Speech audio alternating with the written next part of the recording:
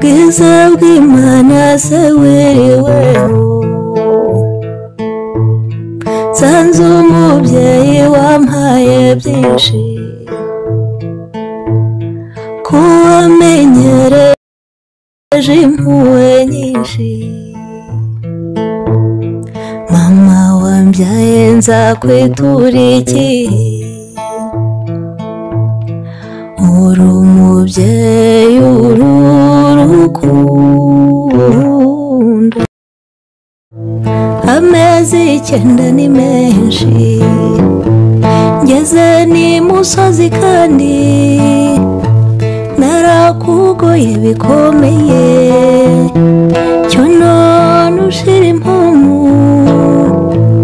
uhumure dore ndabizi nge nkwise mutangana mu nganzo niwe mwazindi nza kuvugira imivugo umvano yo kubaho uragahora igorora icyanzu nkubwira icyiza wowe wambereye umukamyi ukankamira idateka yoho rugori rahora ireta umurage w'umubyeyi nzawukomeza iteka uzantere gutunga uzandinde gutongana nge nkwise mutangana mu nganzo niwe mwezindi nza kuvugira imivugo mvano yo kubaho uragahora igorora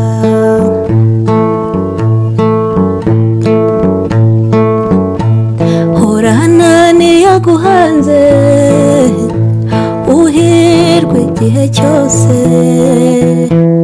uzagabirwa n'amigambi ikamba rigukwiriye isengesho ry'urukundo nukuzasaza neza uzagane kwa mugenga nawe azakwakire neza nge nkwise mutangana mu nganzo niwe mwezindi nza kuvugira imivugo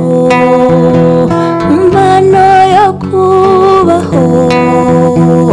uragahora igorora uragahora igorora muragahora igorora agahinda se wiriweho mbe mutoni wanjye se wihute cyonga mbwira shu cyonga mbwira shari mbe wiriwute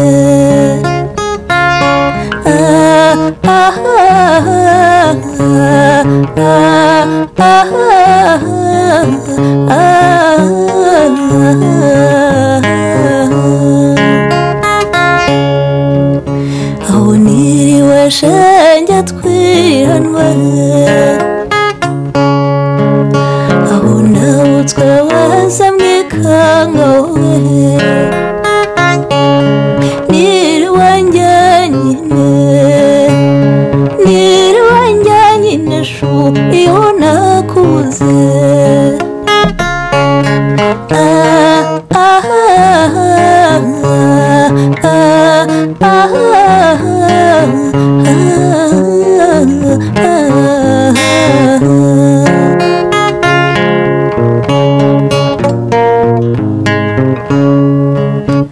ibyishimo byanjye mbikesha wowe